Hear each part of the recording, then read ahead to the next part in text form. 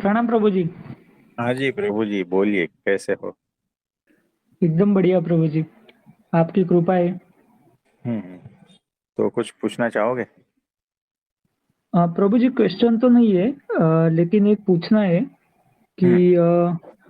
सबसे ऊपर परब्रह्म रहता है, मतलब जो हाँ जी। सर्वोपरि है, अवतारों के अवतार है। हाँ। उनके बाद अक्षर ब्रह्म आते हैं, मतलब जो हाँ जी। परब्रह्म के सेवक है। हाँ। तो प्रभु जी गुणातीतानंद स्वामी को अक्षर ब्रह्म कह सकते हैं ना, मतलब अक्षर ब्रह्म ही है ना वो। हाँ, वो मूल अक्षर ब्रह्म है, ओरिजिनल। और तो उनके बाद गुणातीतानंद। फिर हाँ, फिर गुरु परंपरा सारी। ओके। प्रभु जी अक्षर ब्रह्म के बाद अक्षर मुक्त आते हैं, जो जीव रूप से मुक्त है या माया से पार है, वही ना। हाँ जी। हाँ, वही। और उनके बाद माया, हाँ, फिर माया। बाद में ईश्वर और जीव। एग्जैक्टली, बराबर है। प्रभु जी फिर जो माया में भेजे गए हैं या माया के रूप में मनुष्य में आते हैं, तो वो अक्षर मुक्त है। देखो, अक्षर मुक्त जा सकते हैं ना। हमारे इंडियन आर्मी जो है, बॉर्डर से ये पार ही है ना। पाकिस्तान की बॉर्डर से पार ही गिनी जाती है, ठीक है। लेकिन कुछ जी। कार्य करने के लिए इंडियन आर्मी जो है पाकिस्तान में घुस जाएगी, क्या नहीं बताओ। जी। और कार्य खत्म करके फिर वापस बॉर्डर क्रॉस करके इस पार आ सकती है, क्या नहीं बताओ। आ सकती है। बस वैसा ही तो अक्षर मुक्त है, वो मुक्त ही है। वो सिर्फ माया में दिख रहे हैं, माया से पार ही है। तो कुछ कार्य उसका जो रहता है, वो आकर करके चले जाते प्रभु जी मतलब जो गुरु परंपरा है, जो यहाँ पे हैं। आके हाँ। कार्य करके वापस चले जाते हैं, तो वो अक्षर मुक्त में आएंगे ना। नहीं, वो अक्षर ब्रह्म है। वो तत्वतः जो है ना, अक्षर ब्रह्म ही है। लेकिन मनुष्य शरीर धारण करते हैं बस। अक्षर मुक्त और अक्षर ब्रह्म, ये तत्व से भिन्न है। दिखते एक जैसे, लगते एक जैसे, है भिन्न, है ना। तो फिर प्रभु जी अक्षर मुक्त में कौन होगा। देखो, जो जीव और जो ईश्वर, ये जो तत्व है ना, वो जब माया से पार हो जाते हैं ना, तब उसको अक्षर मुक्त कहते हैं। लेकिन वो हकीकत में होते हैं जीव तत्व और ईश्वर तत्व। फिर प्रभु जी माया को एक सेंटेंस में कह सकते हैं हम लोग। क्या? मतलब माया मतलब क्या, किसी ने पूछा कि माया मतलब क्या। जो दिखता है लेकिन है नहीं, जो सिर्फ भास होता है, वो एक मैटर है। तो उत्पत्ति सर्ग जब आप पढ़ोगे वचनामृत में, तब पूरा आपके पास है ना। नहीं प्रभु जी नहीं। कोई नहीं, तो उत्पत्ति सर्ग जो है वो भेज देंगे आपको, ठीक है। प्रभु जी आप उत्पत्ति संघ के कुछ बारे में बता रहे थे। हाँ, उत्पत्ति सर्ग मतलब कैसे सारा कुछ, जो तत्वों की उत्पत्ति कैसे हुई, कौन से कहाँ कहाँ कैसा कैसा, ये पूरा जो है ना, रूट मैप जो है ना, वो वचनामृत में है। जी प्रभु जी।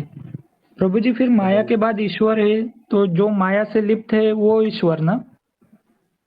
हाँ, माया से लिप्त ईश्वर है और माया से लिप्त जीव है। तो सिंपल व्याख्या है, अलग अलग व्याख्या है, उसमें सिंपल व्याख्या है। जो मेरे और भगवान के बीच में आता है ना, वो माया। सिंपल।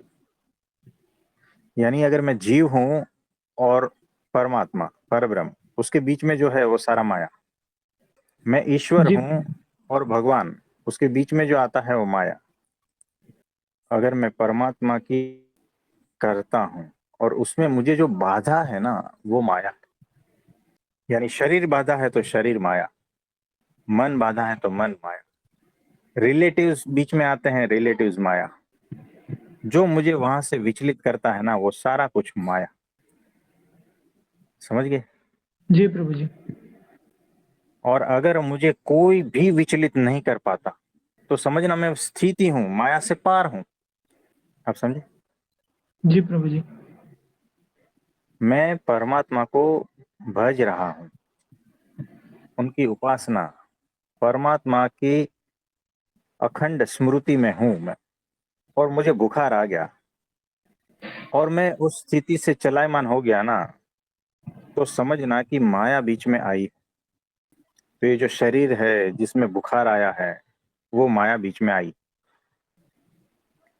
अगर कितना भी बुखार बुखार है, शरीर की कोई भी कंडीशन है, और फिर भी मैं परमात्मा से बिल्कुल भी विचलित नहीं हो रहा हूं, तो समझना मैं शरीर से पार हो गया, माया से पार हो गया। तो शरीर मेरे लिए माया नहीं है। आप समझे? जी।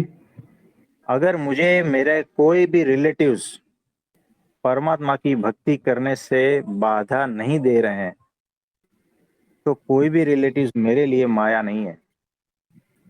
चाहे मेरा वाइफ हो या मेरा बच्चा हो या जो भी है, तो विघ्न नहीं करते, परमात्मा को भजने से विघ्न नहीं करते, वो मेरे लिए माया नहीं है।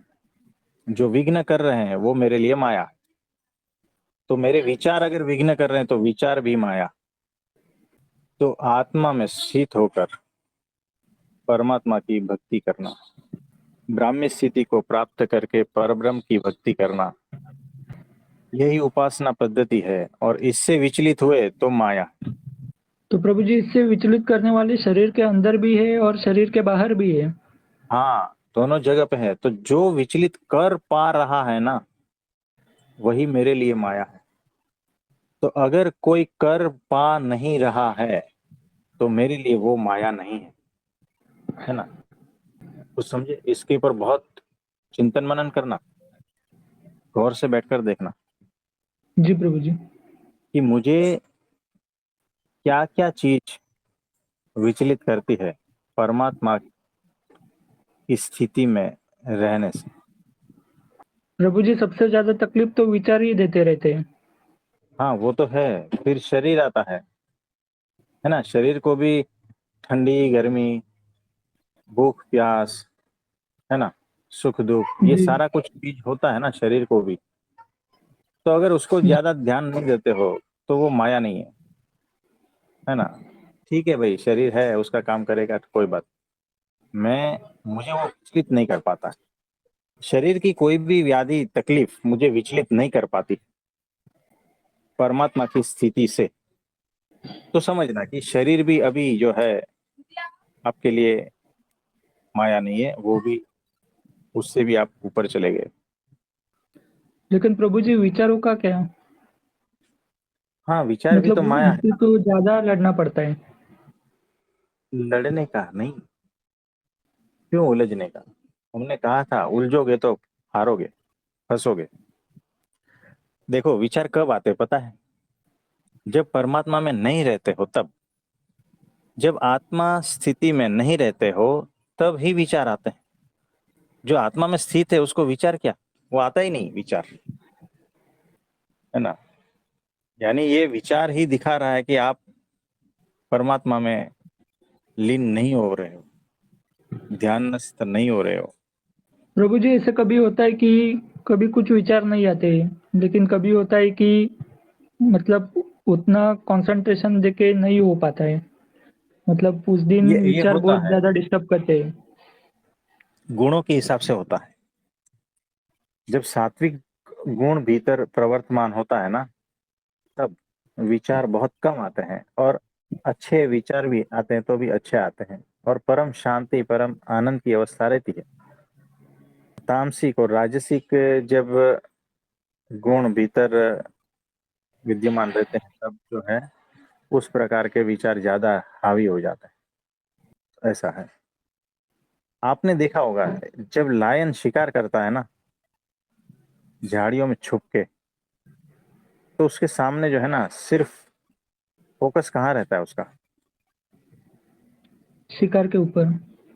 है ना? आसपास कुछ भी नहीं दिखाई देता। तो एकदम उसको जरा ऑब्जर्व करना, जब कोई शिकारी शिकार करता है ना तो उसको ऑब्जर्व करना, तो उसके मन में एक परफेक्ट फोकस रहता है और कम से कम विचार होता है, पूरा फोकस वहां होता है। तो कोई भी चीज उसको दिखती नहीं। वैसे ही जब आपका पूरा फोकस ध्यान परमात्मा में है ना, तो कोई चीज दिखनी नहीं चाहिए। अगर दिख रही है ना तो समझना फोकस ही नहीं है ना। तो जब लायन शिकार के पीछे भागता है, तब उसके पैरों में कंकड़ पत्थर कांटे वगैरह चुभते हैं क्या, नहीं बताओ। चुपते तो होंगे ही ना प्रभु है जी। ना। हाँ चुभते हैं, जख्म भी होते हैं, लेकिन उसको उसकी और ध्यान नहीं देता। यानी वो शरीर से पार है और पूरा फोकस शिकार पे है। वैसे ही जब आप परमात्मा में पूरी तरह से फोकस्ड होते हो ना, तो शरीर पे बीमारी आई गई क्या फर्क पड़ता है, कुछ नहीं। मैं मेरे परमात्मा में लीन हूं,